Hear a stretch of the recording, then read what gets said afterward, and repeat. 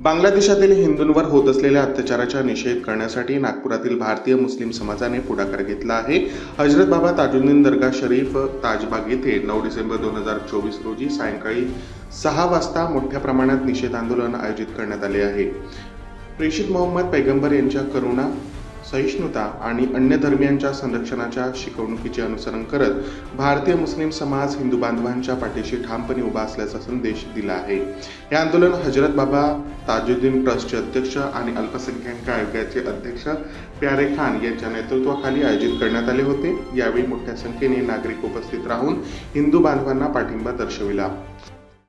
देखिए, समाज के जो स्कॉलर है, जो एक काफ़ी बड़ा इंटेलेक्चुअल तबका है, हमारा एक आपस में मीटिंग हुआ कि हमारे जो प्रॉफिट मोहम्मद साहब है उनका हमको पैगाम आम करना है। और उन्होंने जो कहा है कि भाई जो हमारा पड़ोसी हो, जो हमारा पड़ोसी हो, वो किसी भी धर्म का हो, किसी भी जात का हो, उसकी रक्षा करना हमारा कर्तव्य और हमारा फर्ज है। बस उसी का हम ये प्रचार और प्रसार करने जा रहे हैं। और जो वहाँ के हिंदुओं पे जो अन्याय हो रहा उसके खिलाफ भी हम आवाज़ उठाने जा रहे हैं। और वहाँ की सरकार को एक मैसेज, यहाँ का महाराष्ट्र का मुस्लिम समाज, पूरा समस्त मुस्लिम समाज एक कड़ा विरोध कर रहा है वहाँ की सरकार का, बांग्लादेश सरकार का, कि भाई ये सब नहीं चलेंगे। देखिए, माइनॉरिटी किसी भी देश में हो, चाहे पाकिस्तान में हो, चाहे बांग्लादेश में और भी किसी देश में हो, उस पर अत्याचार नहीं होना चाहिए। वहाँ की सरकार को उसकी रक्षा सुनिश्चित करनी चाहिए।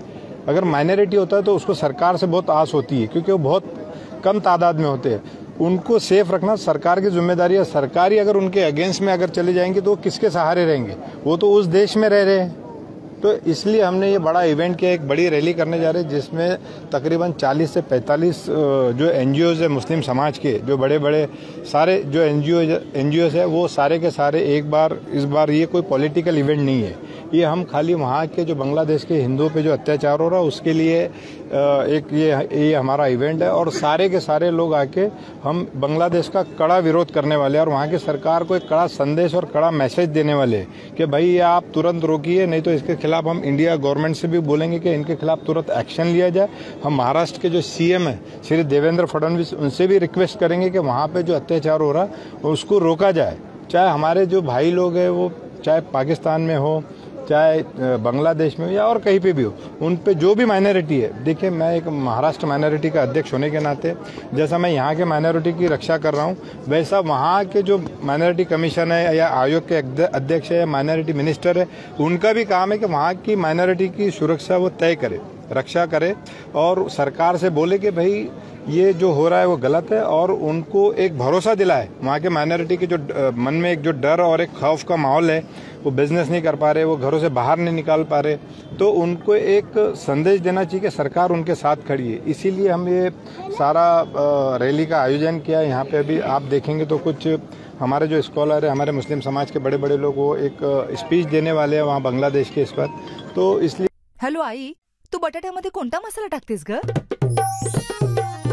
वांगी बटाटा असो की मिसळ, तर्री चणे का मसाला ढेमस जी